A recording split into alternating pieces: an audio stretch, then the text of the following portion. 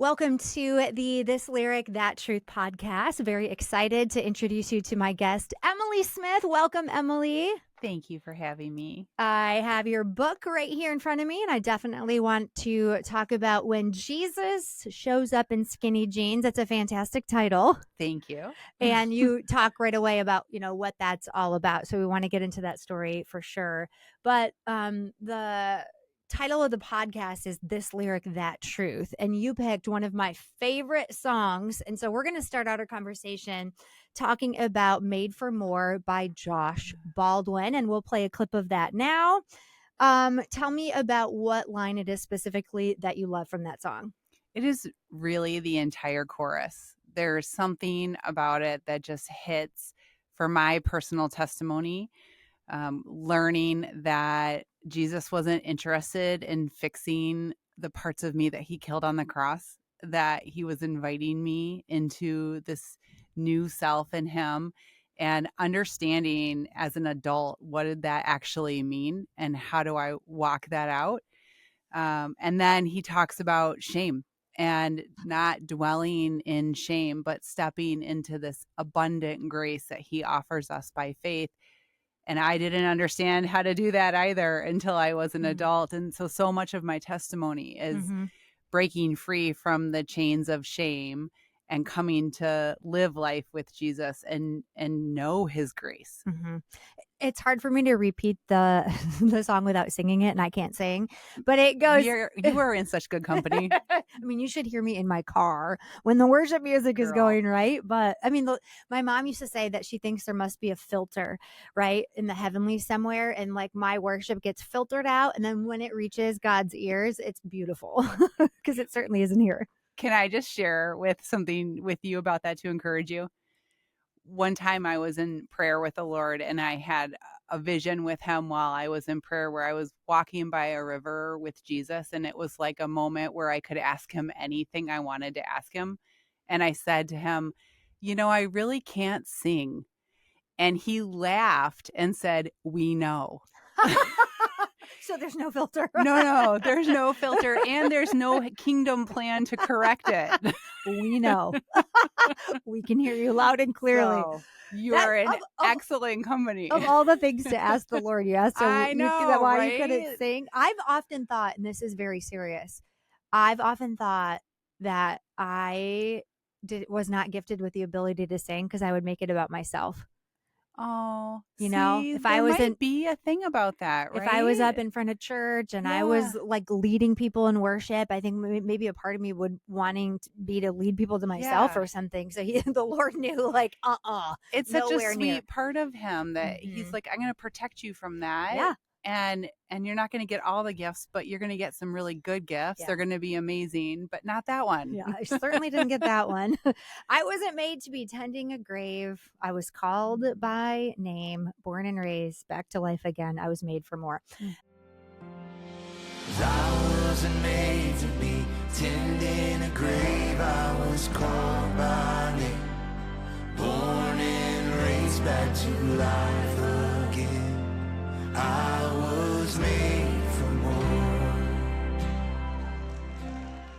Emily, tell me about your Made for More story.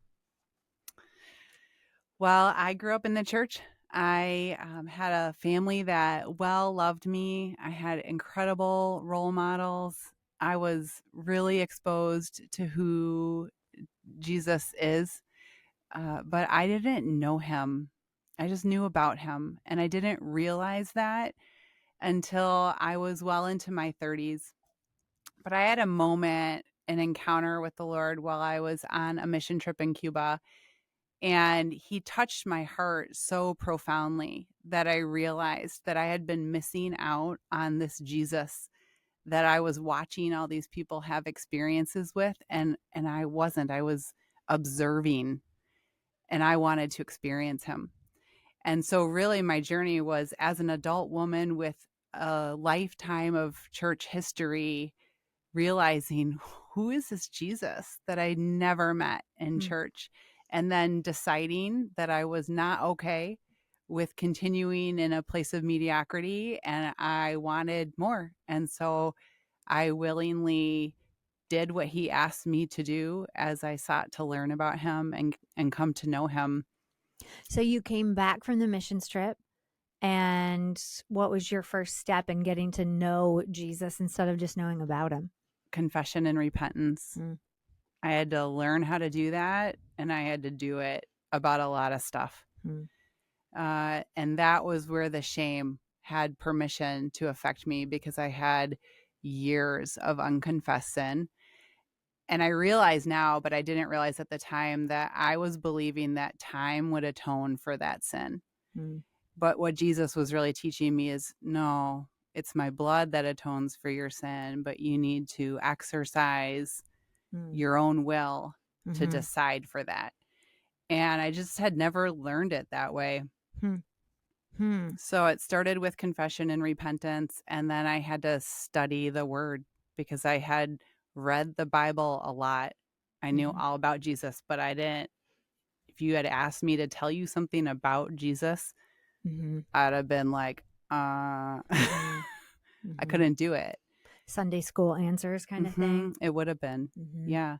How did you start studying the Bible? How do you figure that out after a lifetime of being in the church and then going, wait a minute, Yeah. I really want to know God? So there is a prophetic minister. His name is Graham Cook. Okay. He's a British pastor, and he has this incredible accent. And so, like, I love a great British accent. And so he really caught my attention. But he spoke and taught in a way that just connected with me in a way I'd never been connected. Okay. So you found something that really connected, Yes. that drew your interest. You didn't just Yes. open up the Bible and it was just different. No, I started Okay. listening for other voices to teach me. Okay. And anytime I was in my car, I would be listening to his podcasts or his sermons. I got several of his books. I dove in deep, and then it got to a point where I was like, well, I need a new voice now. I need to make sure that what I'm learning and then what I'm reading in scripture, like that, my interpretation of scripture isn't influenced just by this one person. And so That's I started wise. grabbing, Okay. finding other people Okay. to make sure that I was hearing. So this is, you're in your mid 30s at this time of your life? Yeah. Okay. So you'd gone a lot of your life and then had this radical encounter, started studying the Bible, becomes alive to you. And then how the title of your book is When Jesus Shows Up in Skinny Jeans, because I know part of your story is that you run a beautiful boutique called AdoredBoutique, and you only sell a certain type of product in your store. Yes. So what's all the tie-in there? How did God start to convict you about fashion and things? Well, I'll start at the tie-in of the title. Okay.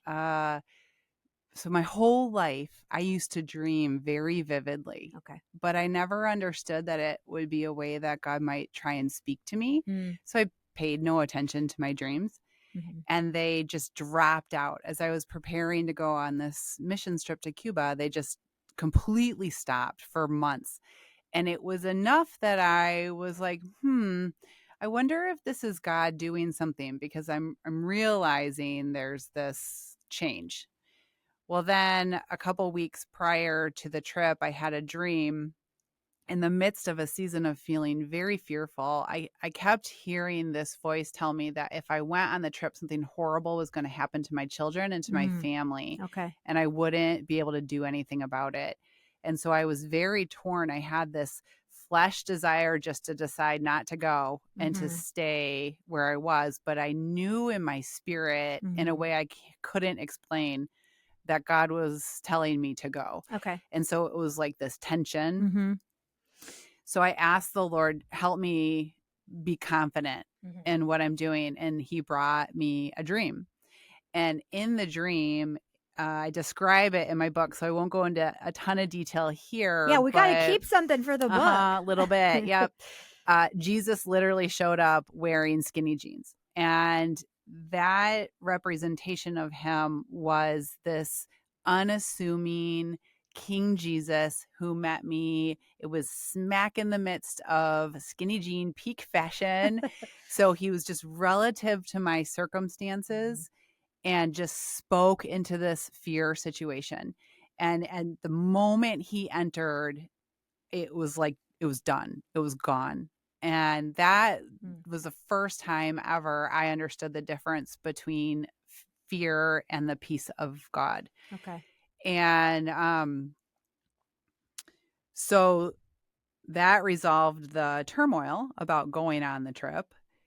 While I was on the trip, I think that's an important distinction, because sometimes the Lord will speak to you clearly too about avoiding something and not going somewhere. And you do have to figure out how to discern that. Yes, which is a total maturation process, right? Right. Yes. Right. And we will get it wrong, but Right. he's so faithful Right. to teach us. Right. So when we went on the trip, it was not a traditional mission trip in that, like, we weren't building a house or anything like that, but we were connecting with the pastors and the pastors' wives and their families to just remind them you're not alone. We hosted a camp for women, and we brought stiletto heels and fancy dresses, and every woman that came got something that made them feel feminine and beautiful and loved. And it was that kind of trip where we were just pouring into one another. Okay. And it was like God had just designed the whole thing for me. And I ended up getting to go on a couple subsequent trips. And through the series of those trips, the Lord started telling me, I designed you for something and you don't know about it yet, but I want to tell you about it. And so a couple of years later, when I was going on this trip again, I had 2 weeks before said to the Lord, I don't love my job. I don't want to do this anymore. If you want me to stay, I need you to change my heart. But if you have something else for me, now would be a really great time to tell me about it. So within 2 weeks, I was back in Cuba. And it was like, again, he had just designed everything for me. And by the end of the week, I stood up at the end of our last lunch there and I shouted, I know what I'm supposed to do. But nobody on the trip knew what I was talking about, because I hadn't told anybody that I was trying to process that, except the Lord had spoken to my sister who was leading the trip. And she looked at me and she said, oh, yeah? What are you supposed to do? I said, Amy, I'm going to quit my job and open a boutique for Jesus. And she goes, I know. He told me about it on the way here. I've been praying for you all week to figure it out. And it was just, she was serving as my spiritual mentor. It was just this affirmation that I needed to agree to. I was a primary breadwinner for my family. I had never wanted to open a boutique. I had horrible fashion sense. Oh, if you saw pictures of me, you'd be like, no, not her. No, not her. With clothing. I used to have to have my friends take me shopping because I would buy bad choices all the time. So it just didn't make sense for me, but it's such an example of what Jesus will do in our hearts to encourage us that, no, it's going to be good. And it's not just about you. Yeah. It's about the kingdom and the women who are going to come into your store whose hearts I want to touch. So after that, the plan, you figure it out. What do you do? How do you start making a plan for it? What was your first step? Actually, for 15 months, the Lord said, we're not talking about it for 15 months because there's things I need to equip you with before you can minister. And so I literally had to sit on it and spent 15 months seeking. And it was like a daily encounter with the Spirit of the Lord where he was saying to me, okay, I want to talk to you about this thing. I want to talk to you about this thing. And it was literally my lifetime of lies I believed about myself and my lifetime of things I didn't understand about God, that he was taking me through this like redeeming time crash course, if you will, of coming to understand it. And he would affirm me and say, there will be women who will come through your store who believe this lie. You need to understand it. You need to understand how it affected you. And so I literally did nothing for 15 months except pray about it. And then he released me to tell my boss. So I told my boss, and it kind of went something like this. I don't know when it's going to happen, but my future's not with this company. I'm not going to compete against you. I'm going to open a boutique for Jesus. Just letting you know. It was like, I know nothing, but I know this. And he was like, oh, okay, well, let me know when you actually know something more. And were you in a similar type of industry? No, I'm a nurse. I Oh. was in the medical field. I was Oh. doing business development for a Okay. national group of physicians. No, it was Okay. has nothing to do with this. No, you were a No. nurse? Yeah. Okay. So it was kind of walking through that, and then at the same time, he started teaching me about human trafficking. He had said to me, "I want you to start learning about what that is." I knew nothing. I thought it only happened in third world countries. Sure. So I started learning about it, and I started building connections with survivors here in Grand Rapids and with organizations that are doing boots on the ground work in Kent County around that issue. And then it kind of led me into understanding about labor trafficking and how that's really, in God's eyes, it's exploitation is exploitation. And so as I was learning, I said, what do you want me to do with this in terms of the store? Like, how do I apply this? And he said, you can sell whatever you want in the store. You just can't sell things made by people who aren't respected the way I respect you. And because I had walked through that 15 months with him of understanding how he respects me and loves me, I knew what he meant. And so I knew it meant I couldn't bring products into the store that were made by exploited people. Would people be surprised to know how many products we buy that are made by exploited people? Do you want to know? It's 97% of the global industry. People are not treated in a dignified, loving manner. 97%. So if you just look at 97% of the things you buy, and that's not just clothes, that's rugs and pillows and blankets, and you can get really detailed and go into the cotton harvesting and all those things, but it's a global issue, to say the least. Yeah. And it breaks the father's heart. He loves his daughters who have no other option but to work 23 hours a day and never see their family, and because it's the only thing they have. It's not enough, but it's the only thing they have. And we perpetuate that because we don't pay enough attention to it. So, and it's so cheap. And it's so cheap and it's so quick. And we just get another one. And it's disposable. Yeah. So it's a tough thing to absorb. It is. In the years, so we'll be 8 in December. Yeah. And in the 8 years I've been open, I've changed how I give that message probably 10 times. Because it's too much? It's way too much. It's too hard. I started noticing after a couple of years, if you talk too much about it, people shut down because they start to feel shame. And it's not what God is trying to do. And then there was this opposite influence that they would feel shame and decide not to shop at all. Not, instead of like, okay, well, I feel empowered knowing this now. I'm also like, I need time to process it, but I will be back, right? Like, that wasn't happening. People would be like, oh my gosh, that's horrible. And how quickly can I get out of the store? Yeah, right. That's terrible. Come on. Quit telling me about that. But that's just a real human response. Sure. Right? Sure. And I remember feeling that way about it until the Lord pierced my heart about it. And I realized that it was a kingdom concern. Okay. And I had to decide I was either going to fully jump in or I was going to keep ignoring it. And he just wasn't about to let me. Do you feel like you're a little fishy swimming upstream with that message? Every day. That's a good way to describe it. Yeah.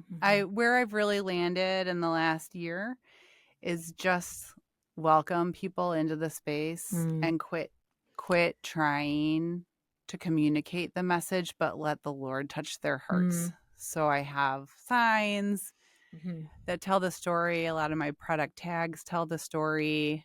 If people ask, I will answer. But I've really just stopped because it's heavy. Yeah, it is heavy. Mm-hmm. Well, a little thing people can do is they can become familiar with places like yours, because you walk in and it's not just clothes, but it's handbags and it's jewelry and it's purses, things like that, bath items and things. And they're all made by people that are treated in a respectful way. Yes. How do you find them? It's a lot of work. Yeah. Yeah. Once I find a brand that does it, I can trust them, and they don't demonstrate that they're changing their values in that way, then I don't really have to study them anymore. Okay. But I have had brands over the years who were, and then they decided they're willing to compromise it in order to meet an increased demand or something. And when I find that out, I stop working with them. Profit. Yeah. And then I have to mark their stuff down and sell it for what I paid for it, because I don't feel right saying, because I don't know really where it was sourced. And so that's just not a great business model. You know? So talk about some of the brands you carry. You don't even really have to name them by their brand, but what does it look like when a woman goes to work and is treated fairly and makes a fair wage? I mean, you're going to have to sell that item for more in the United States. Absolutely. Yeah, especially if it's made in the USA. Because how does that, made in the USA doesn't mean that it's really made fairly in the USA, but that's a whole nother story. Okay. There we go again. It's like a whole nother podcast. Yeah. Just what it looks like is they're first and foremost, they're taught an entire skill. So most of the industry, people are taught how to make just a sleeve or just a body, because the factories don't want them to develop a full skill and then go start their own business. You're kidding. No. So they're literally, you're the left sleeve, you're the right sleeve. And all day, every day, all right day, every sleeve, day. 23 hours a day. That's what you do. 7 days a week, right sleeve, right sleeve, right sleeve. Yes. Yeah. So and there's that. It's designed to oppress you. It's designed to oppress you, to keep you from having any creative thought about something you could create and sell on your own, where you might compete with the factory. And I got hungry kids at home. Yep. So this is where I got to be. So our brands teach a full skill. Mm. They get paid for their training. A lot of times they've been exploited, so they're simultaneously going through recovery. And then many of our brands actually have the maker sign the product. So there's this attachment and pride to the work that they did. They're putting their name on it, right? I have a bag from your store, a leather bag, and it had a card inside by the woman who made it. Yes. So cool. Yeah. I love when my brands do that. And as I've been growing my own brand, I've been attaching signatures to my things too. Because I think, just me personally, like, it's so powerful. You might not be able to read the signature, but to see all the names of the people who worked on your garment, like, it's so incredible. And it's a representation of one of God's children who's being paid a fair wage. Yeah. That's beautiful. So they also get bathroom breaks and vacation time. Oh, that's nice. And medical care and all the things that we would expect for us or for our kids in a job, like that's dignified. They get, it's not just about the wage, but it's also about just how they're treated as a human.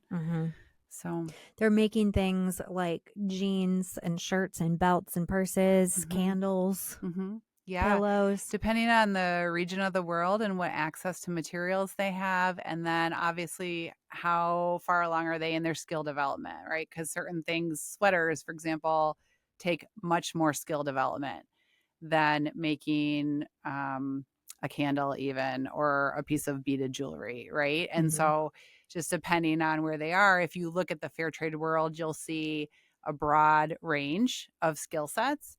I have always wanted to have Adored look like your American closets, right? I wanted you to be able to come in and shop and find something that makes sense with the rest of your wardrobe, that you can wear and feel beautiful in and love it, and not like pity purchase. Yeah.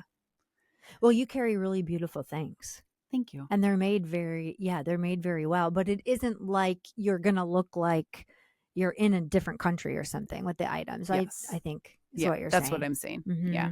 Yeah. Mhm. So Mhm. What other kinds of things do you carry in your store? I know you have like candles and you have there's like a little apothecary section, I feel like, yeah. of like salts and things. Yeah, lotions and bubble bath, and we have a lot of personal care things happening right now. Mhm. I actually went on to two of the worst, I don't even have to tell you who they are, but two of the worst brands in terms of how they treat their people. They're in the news all the time. Sheen. That's one of them. And I looked at what were they promoting for Christmas gifts, right? Like, why are people going to them? What are the things that they're doing? And I was like, I picked like 8 things off of their list. And I said, I'm going to figure out how to make these ethically. And I'm going to put them in my store. I love that. And I'm going to sell them. And so I have a whole section of gifts under $20. And it's all stuff that's Ethically been made made. ethically Yes. that you're going to pay a little bit more than if you go to them, but you're still a super reasonable Yeah. price. It's well made. You're supporting local and you're also supporting a fair wage. So Amazing. yeah, it's the first time I've done that. I'm kind That's of fun. excited about it for I gifts. know you also offer some fun things in your store, like gift boxes, and you have a monthly service still. I do a subscription box. Subscription box. Yeah. Thank you. Monthly or Mhm. quarterly. Yeah. Tell me, we only have a couple minutes left. Like the time went by so fast, quick. way too fast. But tell me about some of the. Do you have any stories of how businesses that you have supported have started to thrive, or have they been able to hire more people, or talk about the Yeah. impact of this way of doing a boutique? Sure.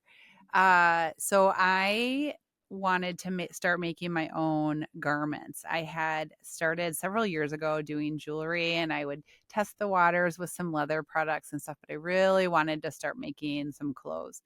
And I knew the Lord was asking me to do this, but it felt very daunting. I was like, how am I going to pay for this? Like, how am I going to do, like, so many reasons why not to, right? But he was clear. So I have a friend who told me about an artisan group in Sri Lanka that is human trafficking survivors. And during COVID, they were shut down for a year and a half. It was 18 or 19 months that they couldn't work. And they had no government support. These families had nothing in this time. And so by the time they opened back up and they could work again, they were just desperate for work. And it happened to coincide with me agreeing with what the Lord was asking me to do. And so I sent them this massive order for some bamboo shirts. It's just a basic t-shirt. I think you have one. Yeah, I do. It's awesome. And as a result of that, they were able to provide employment for, it was like 3 weeks of employment for their entire team just to do my shirts, which feels like bonkers awesome to have. It was only 3 weeks, but I'm a super small business in Little West Michigan, right? Kind of reminds me of that Bible verse, above and beyond what we can ask or imagine, right? Yeah. It's just like, it's not just a shirt. Yeah. It's a huge global impact on families. And you think about how, like, if you're making a salary, you're going to contribute to your community. And so then your community is, and then all the kids in your community are having dinner. And, So anyway, I just reordered some long sleeves from them, and then I'm going to have some more coming in spring. And so it just, to be able to continue to support them feels amazing. Yeah. We will put your address of your store in Grand Rapids on the show notes page. It's called AdoredBoutique. You can also find it online. And I know part of what you do too is you offer Bible studies in your Oh, yeah. store? We do devotions one Saturday a month in the Mhm. morning before we open. Mhm. And sometimes I know that you'll even like stop down and pray for people. And Yeah, I mean, all the time. it's not just a boutique. It's a whole ministry. So, and Yeah. I know your book is available at your boutique. Is it available anywhere else? It is. It's on Amazon, and Okay. it's also at barnesandnoble.com. Okay. Mhm. So if you want to delve deeper into the story, when Jesus shows up in skinny jeans, because Jesus actually showed up in a dream in skinny jeans. Legit. It's He did. amazing story. And maybe you'll want to read that if you feel like God is stirring in your heart with dreams, but you can't really figure out, what the next step is, or if that's clearly what he's saying to you. You're going to be really inspired. Thank you for coming by the podcast today, Emily. I'm grateful that you had me. Thanks, Ceci. I hope you enjoyed this episode of This Lyric, That Truth. I really enjoyed chatting with Emily about her book, When Jesus Shows Up in Skinny Jeans. I have a couple of copies of the book that I'd like to give away, and if you would like one, be among the first to email abby@joy99.com. ABBI@joy99.com. Thanks for listening to today's episode of This Lyric, That Truth. If you were inspired by today's conversation, feel free to share it with a friend and leave a 5-star review. If you're looking for more hope and encouragement in your music, download the Joy Media mobile app for free wherever you download your apps. I'm Ceci, and I so look forward to sharing more in-depth conversations with you as we talk about the lyrics that encourage us and shape our lives. Meet me back here next week for another episode of This Lyric, That Truth.